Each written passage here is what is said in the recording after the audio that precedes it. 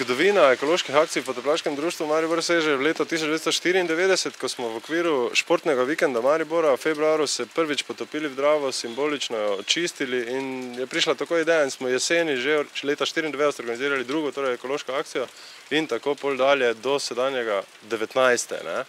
Če bo deževalo, bo potop vseeno možen?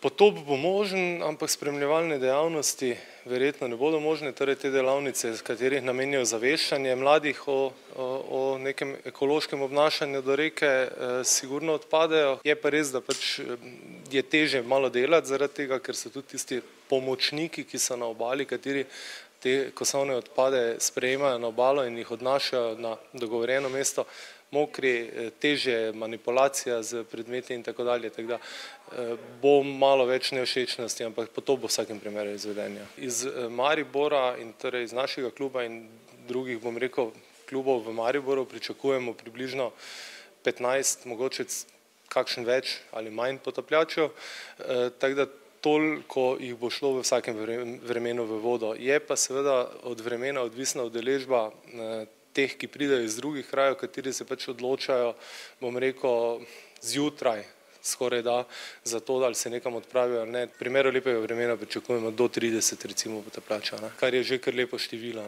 To se da kar dosti terena pregledati, tudi kar nekaj očistiti. Onesnaženje reke Drave v bistvu se zmanjšuje.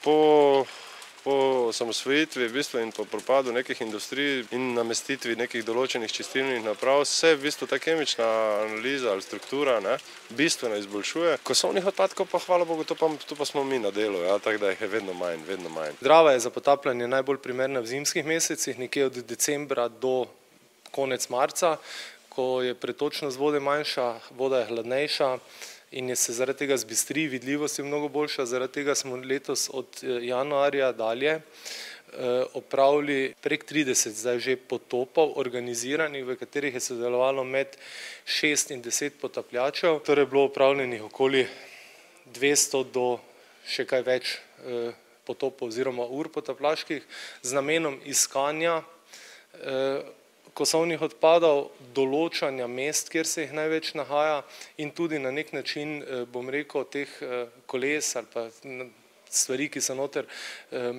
zbiranja na določenih točkah že z tem namenom, da se lažje dvignejo oziroma da se v okviru takšne zgoščene ekološke akcije, ki se potem pač vso to delo, bom rekel, izkaže ali pa vidi v 2 urah potapljanja, da se lahko vse to dvigne ven. Zakaj torej potop ni večkrat letno?